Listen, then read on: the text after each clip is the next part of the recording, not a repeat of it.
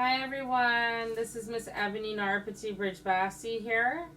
I just would like to introduce myself to the public. Some people may know me and some people may not know me. Um, I'm the Canadian girl who went to live in Guyana. I sacrificed my life to live on 63 Beach for 13 approximately long years, yes, with my parents. And we had a family resort, yes, Sunsplash Resort. At the same time, I attended high schools there, various high schools. I went to Tagore.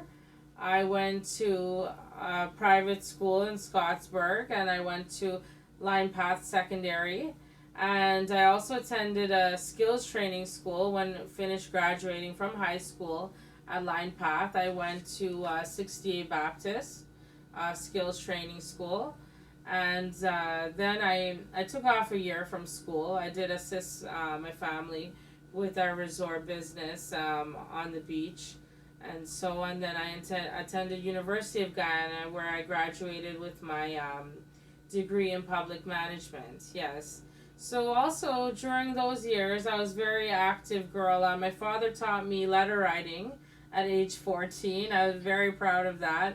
My first letter was actually a letter to the past president, Brad Jagdeo, about developing the beach and about the areas and what was going on in Brijbassi at that time, and so community local affairs and so forth. From that, I developed the skill of loving letter writing, and so I started to write other ministers for my father about the sea defense. At that time, I believe was Anthony Xavier, and about the cattle and home affairs on the beach. That would have been Minister Clement Rohi, I believe, at that time. And so these are more earlier years in year 2000s I'm talking about, yes. With loving and having that ambition of letter writing, I started to write my own articles in the newspapers, and so I actually signed up more with Guyana Chronicle. I wrote some very beautiful articles, possibly over 100, not too sure how many, but they were mostly on community development, regional, local development, local government development, I should say, yes, and like about roads, getting stray animals off the roadside to prevent accidents, cattle off the beach to conserve the Sea Defense Reserve on the beach, and so many other good topics that I even ran for local government election in Guyana too. I was a young woman at that time. I was one of the first young ladies to run for a local government election while I was attending the University of Guyana. All these things that I'm saying here, I encourage other young people to come out and do as well. You know, no one's not stopping you. The floor is open. If you want to be a YouTuber like myself, if you want to run for a local government election, you know that you can make a difference in your area by planting trees and engaging a proper sewerage system and developing roads, and all these things are your interests, and so you can move forward and collaborate, get a group of people in your community who share the same interests and who want to do these things as well.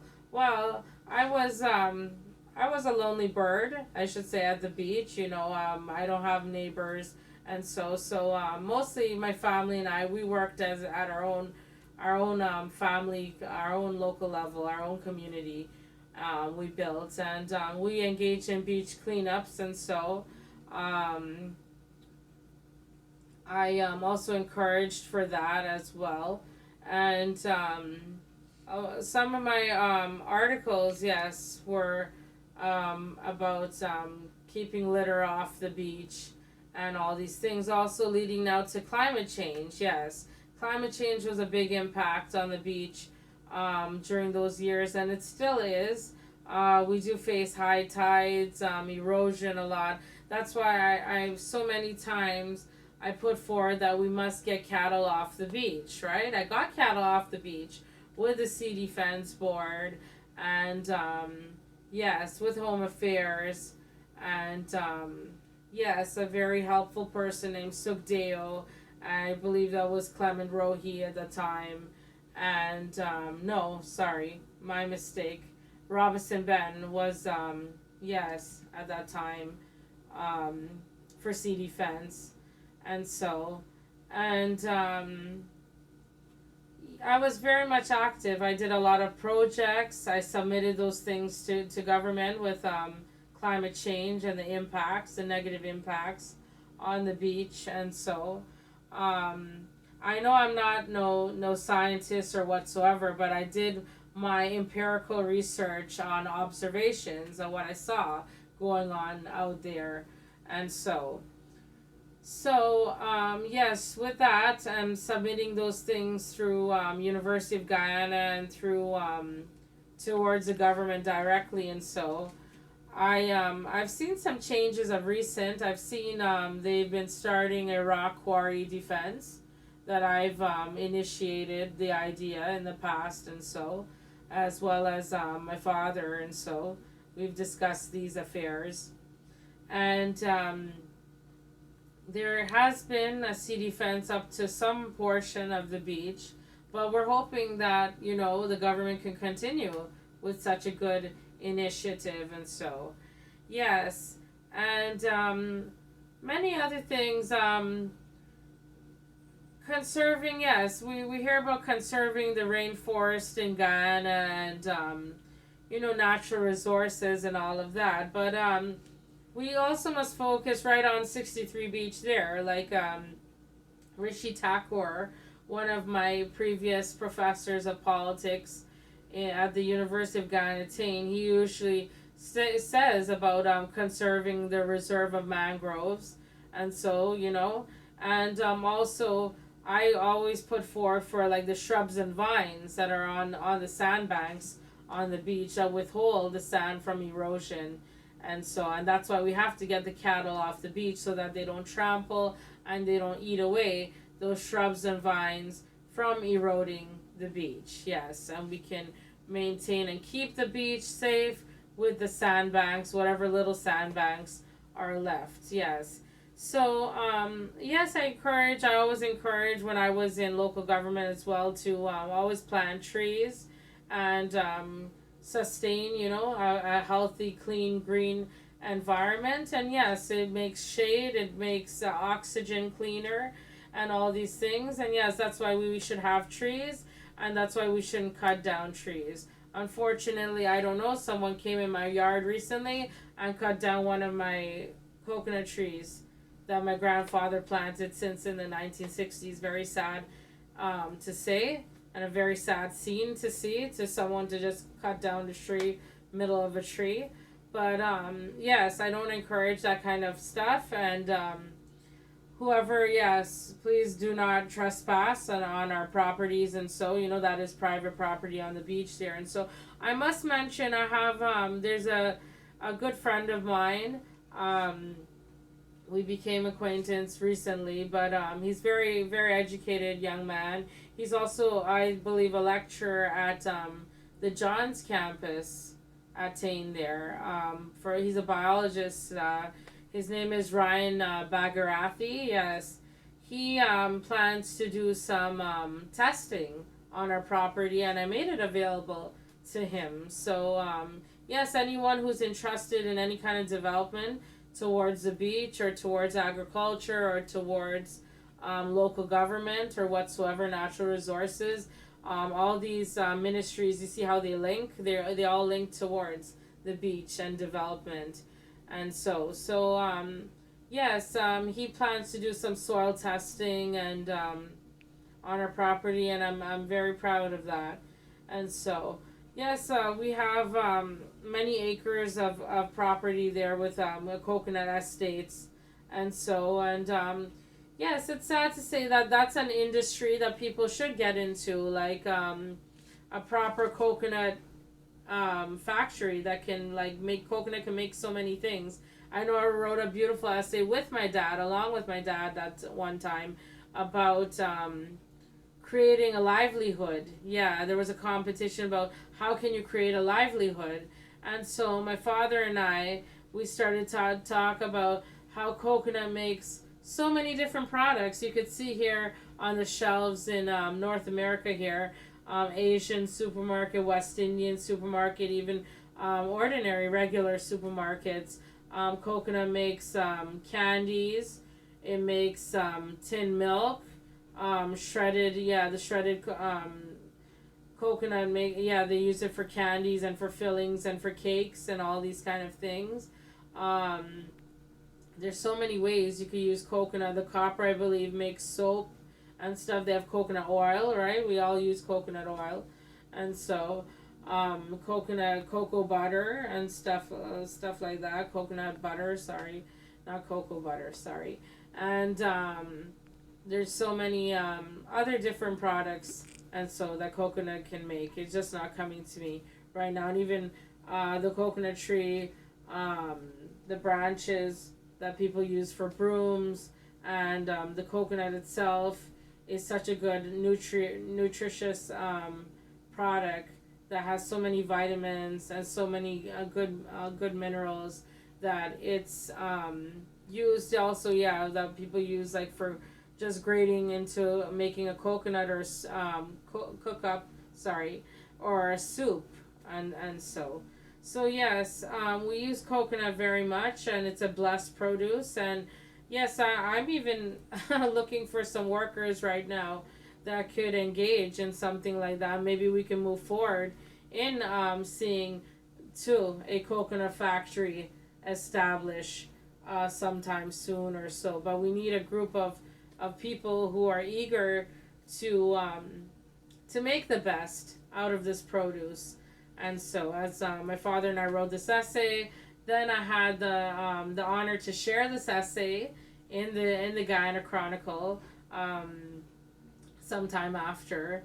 And yes, I do still want to know what happened to all my beautiful articles and essays I wrote in the newspapers. And so I just see that they all kind of disappeared if you Google my name online. And so Ebony Narpatty Brijbassi. And so I believe I would like whoever's in charge now of the Guyana Chronicle, if they could, just put back my articles out there.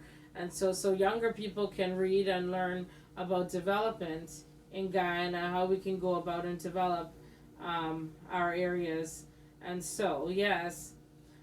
So, yes, moving forward, and so with other matters, I also was involved lately and in the past too in like road developments, and so I pushed forward for those roads that took place recently, the beach entrance, and the one beside of Sunsplash is made partial. There's always been some debate about that road. I don't know why. It's a midpoint access to the beach, but we're gonna try our best to see that. My father maintained actually that road. It's called Brijbassi Street, I believe. It's right beside the Sunsplash Resort. It's right adjacent to the 62 toll gate area. So it's a sweet escape. It's a midpoint access in and out of the beach. I've been explaining many times, like, it's hard when the tide comes up at both ends of the beach, that people are left marooned middle of the beach beside the resort. And so if we could get that road done properly, it would benefit all, not just myself and workers and visitors or whatsoever, but it'll benefit everybody frequenting the beach. And so my dad maintained that road for 19 years, just up to before he died. So we're looking for a little assistance if whoever wants to chip in and help. But mostly the government, I would really like the government to pay attention to that street. And so, in order for us to have tourism development and so in the area. Recently, I've formed a humanitarian group, and I encourage others who wants to be part of my group, and so, and yes, I would like to also collaborate with other charitable groups and charities, and so, um, one of my friends, Shanta Youngcam, she is the mother of Ryan Bagarathi. They have a humanitarian organization. We plan to do a charitable event together sometime later this year or so. But yes, also like I try to collaborate sometimes with churches, and so one or two I addressed they kind of had like their own thing going on or something, or it was contrasting to what I wanted to do or so. But I'm just hoping that yeah, we can have more cooperation, collaboration in the area. We can look towards like more local development, because if you don't have local development, you can't have tourism in Guyana. Like you can't have people just making fun of people, how they look or how they dress or how they walk or whatever in Guyana, and they're tourists. You won't appear to be friendly and so on, welcoming towards tourists. There's some things I wanted to address with a church, and we had that plan to do it. It's a small local church at 65 area. We were supposed to do something with oh yes, I was supposed to address prostitution and drug addicts, and I was supposed to talk to people who go there and their children, and so not small children, like usually teenage. I'm talking about adolescents, and so that might or maybe are already engaged in these things. I want to prevent them from occurring and reoccurring. So I got the green light to do so, and then all of a sudden the church said they're no longer interested in doing such acts, such things. So yes, maybe when I'm out there back again, I might do a public speech somewhere, or I might get through with a school or so and do some public speaking. I always wanted to do that. I'm very ambitious about that. Yeah, doing some public speaking in schools, and so I really very much liked when going to high school. We had special guests that used to come and inform us about what's going on, like in the outside world, or how you can relate to other people, or how you can develop yourself, personal growth, and all these kind of things. And I very much admire those special guests we had that inspired us and motivated us when growing up. I had them at various schools: Tagore, Roadside Baptist, Line Path. Yes, they would come on the auditorium and speak to us, young teenagers growing up. And so, yes. So, what I engaged in my humanitarian group, HWBGI, last year, 2021, Humanity Wild Bridges Guyana International. What I engaged in is that I did a few very charitable affairs I was involved in. I did one with the church. I did a Easter bunny outfit and handing out some eggs to the kids, and so made them happy for Easter. And so I also, with my mother, we handed over, I believe, about 30, I can't remember, 30 or 25 backpacks to kids. It was a small native school, and some school supplies. Yes, and they were very honored. I don't have it here with me, but I was given a certificate of appreciation from Miss Carlene Williams. This is the school, native school. I'm mentioning Saxacali Primary. Yes, that's the name of the school, and it's somewhere in the interior, I believe. I can't remember which region, and so, but I'm very sad to know some areas in Guyana get over flooded with the rains, and then with this COVID, and so what's ongoing. I couldn't directly go and meet the kids and have a fun day with them, and so but I do would like to have meet the kids if I can in the future, and if they want to come out to the beach and have a fun day at a resort or on the beach itself, yeah, I would very much like that for 63 Beach, yes. And so, yes, moving forward, yes, I did that. And oh, my last but not least, this is my third time in a row. My Toronto Toy Drive we did this year. So I'm very much thankful to our volunteers. Thank you so much. We had a very good big turnout this year with my own fellow Guyanese, yes, overseas based Guyanese that reached out to me and contributed wonderfully with yeah, all these gifts we gave out, a whole table full of expensive brand name gifts. And so we made about 50 children happy this year. So in total we made the I believe we made the 100 markup, yes, a little bit over 100, yes, for the past 3 years. And so the I first started by myself and I kind of liked it, and then I engaged in the second year. I had a few persons who assisted, and then this year was my grand year of it. So I want to thank everyone who helped very much with the Toronto Toy Drive, with the Firefighters Association. Thank you for your service every day, and yes, just something very charitable I like to do. You know, when we do charitable things, we feel good about ourselves. It inspires us. We inspire others, and it's very motivational, and it makes you want to persevere and do other things on this earth, better things, bigger things. Yes.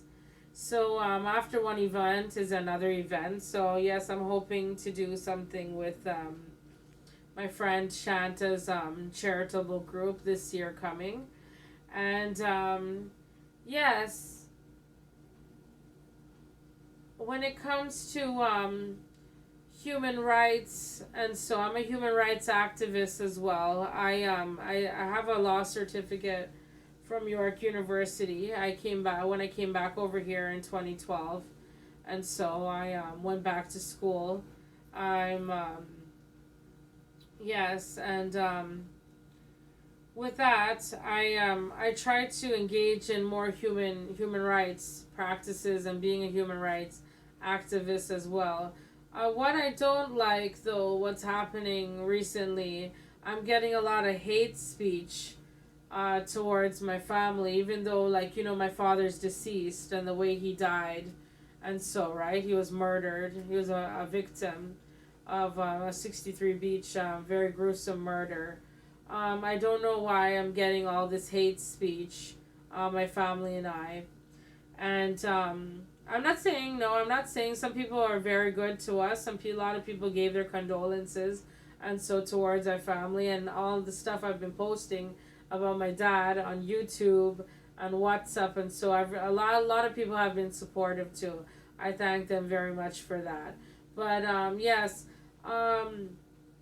according to my international human rights, and so I would not like no further hate speech towards my family and I, and so, and yes, threats also towards our family.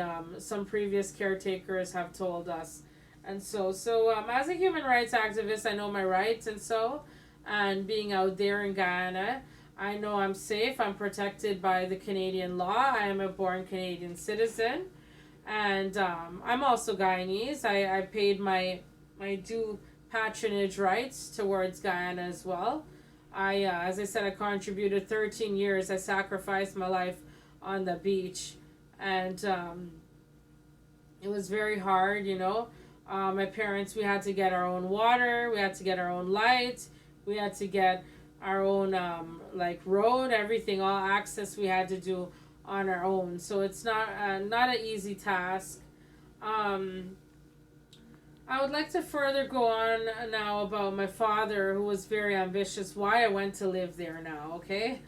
Why I went to live there is my father had a resort called Sunsplash Resort. It was developed in 1996. He started the grounds work and so, and I'm even astonished how my dad would do something like that. You know, like out of nothing, he built something. And like to get workers to go in there and materials to go in there, the beach there on the property, that must have been a task itself, you know. So I'm very proud of my dad's accomplished dream, you know. Like how my dad always used to say it, many say it, but none can actually do it. So I'm glad my dad actually did it. He was the first to build a resort on 63 Beach, yes, called Sunsplash Holiday Beach Resort, yes, Guyana. So, leaving out that, he had this ambition, as I'm saying, like from growing up. He wrote an essay at Tagore School, Tagore Memorial at 63 there, village there. And they say they have the essay until today. I'm hoping I can have a glimpse of that essay one day. Or if they could, you know, put it on a plaque on the wall and encourage other people, other kids, you know, to have that kind of same ambition and work towards something in life, you know, may have that big dream, that goal, and actually move forward with it. You know, it shouldn't just be a bubble in our heads. It should be something that you want to do and you want to work towards. So Dad always had this ambition and dream in his heart and his mind to build the Sunsplash Resort, and it actually happened. So I'm very proud and thankful of that and grateful of his achievements. And he wrote that essay, and it actually happened. It actually materialized. It actually came through. And leaving out my dad, I have my other forefathers who were very ambitious and were business people and community people as well. My grandfather, George Brijbassi, was the rice mill owner at 65 there. He had a lot to do with the agricultural board and seeing the rice marketing board, seeing that, you know, so much rice gets shipped out, and so, and all these kind of things. And developments happen. And so community labor, he created jobs, and so with the drying of the paddy, and the whole process of the rice processing. My great grandfather, well, he was like the real legit master of all. Like, he was the one who brought everything out. He's the one who started it. He was the real pioneer of being the businessman, the real boss of it all. His name was Autar Brijbassi, and he used to correspond a lot overseas, to overseas superiors, and so about agricultural development, and so, and I'm very proud of maybe that's how also I got my letter writing skills, and so. But this journalism thing coming back to me, it just, you could see it was just like something gifted to me. I didn't go like look for it or go chase after. Some things just come to you in life. And yes, just like being a Brijbassi, this was something brought to me. I didn't ask to be signed up in this family, but I'm very privileged. I know I come from a very privileged home and family. And I'm very proud. I'm very happy. I'm very pleased about that. Yes, and there's a lot of future developments I would like to do, and so I would have some more further matters I would like to discuss later